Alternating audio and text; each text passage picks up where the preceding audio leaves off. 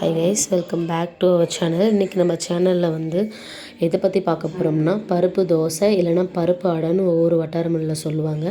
அதை பற்றி பார்க்கலாம். அதுக்கு முன்னாடி ஒரு ஆன்லைனில் ஷாப்பிங் பற்றி பார்த்துக்கலாம். அதோட நேம் வந்து பை மோட். இது நம்ம வீட்டுக்கு தேவையான அத்தனை கிராசரிஸ் எல்லாமே கிடைக்கும். செக் அவுட் பண்ணி பாருங்கள். இதோட லிங்க் நான் டிஸ்கிரிப்ஷனில் கொடுக்குறேன்.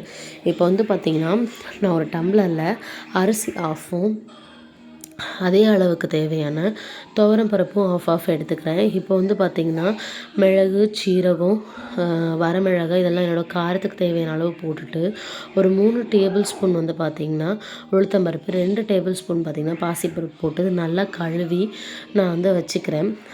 கழுவிட்டு இதில் வந்து நம்ம இந்த மிளகு, சீரகம்லாம் இதிலே போகணுன்ற அவசியம் இல்லை. நான் போட்டுட்டேன். ஏன்னா நம்ம வடிகட்டுறப்போ போயிடும். ஸோ அதில் போடாதீங்க. நான் மிஸ்டேக் பண்ணிட்டேன். அதை ஊற வச்சு ஒரு 3 ஹார்ஸ்க்கு அப்புறம் ஊற வச்சதுக்கப்புறம் பார்த்திங்கன்னா நல்லா ஊறி இருக்கும். லைட்டாக மசிச்சு பார்த்திங்கன்னா இப்போ வந்து நான் ஒரு ஃபில்டர் வச்சு வடிகட்டிட்டு இப்போ நீங்கள் அதையெல்லாம் எடுத்து ஒரு மிக்சிங் ஜாரில் போட்டு கொஞ்சம் கொஞ்சமாக போட்டு அரைச்சிக்கோங்க. மிளகாய் எல்லாமே போட்டு நீங்கள் இந்த அரைக்கிற சமயத்தில் கூட அந்த மிளகு ஜீரகத்தை போட்டுக்கலாம். நான் தான் பை மிஸ்டேக்காக முன்னாடியே ஊற வச்சுட்டேன். இதை வந்து நீங்கள் நைஸாவோ இல்லை கொரப்பாவோ உங்களுக்கு ஏற்றது மாதிரி நீங்கள் மிக்ஸ் பண்ணிக்கோங்க. நான் வந்து இதிலே வந்து பார்த்திங்கன்னா பெரிய வெங்காயம், கருவேப்பிலை இதெல்லாம் நான் வெட்டி போட்டு அதை எடுக்க மறந்துட்டேன். அதனால தான் உங்களுக்கு அது அப்படி தெரியுது. இப்போ சால்ட்டு போட்டு நல்லா மிக்ஸ் பண்ணிக்கோங்க. மிக்ஸ் பண்ணிவிட்டு உங்களுக்கு சால்ட்டு கொஞ்சம் போட்டுட்டு நல்லா மிக்ஸ் பண்ணிகிட்டே இருங்க. இது வந்து ஒரு 1 ஹவர் நீங்கள் அப்படியே இந்த பேட்டரை விட்டுட்டு 1 ஹவருக்கு அப்புறம் வந்து பார்த்திங்கன்னா எடுத்துகிட்டு இப்போ நீங்கள் வந்து ஒரு தோசைக்கல்லை வச்சு அந்த தோசைக்கல்லில் லைட்டாக சூடான உடனே நீங்கள் எடுத்து போடுங்க. தோசை ஊற்ற ஆரம்பிங்க.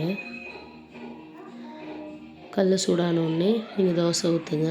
கெட்டியாக தான் இருக்கும் அந்த மாவு. ஏன்னா நம்ம அதோட இந்த வெங்காயம் இதெல்லாம் கட் பண்ணி போட்டிருக்கோம் இல்லைங்களா, அதனால் கெட்டியாக தான் வரும். நம்ம தோசையை விட ஒரு 2 மடங்கு பெருசாகவே வரும். ஐ மீன் சைஸ் சொல்கிறேன். நல்லா தேய்ச்சி விட்டுக்கோங்க.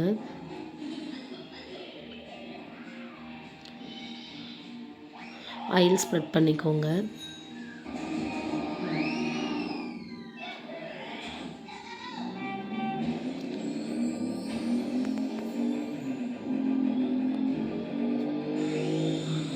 ஆயில் ஸ்ப்ரெட் பண்ணிவிட்டு நீங்கள் இட்லியோட மூடி இருக்கும்ல, இட்லி தட்டோட மூடி, அதை போட்டு மூடி கூட வேக வச்சுக்கலாம்.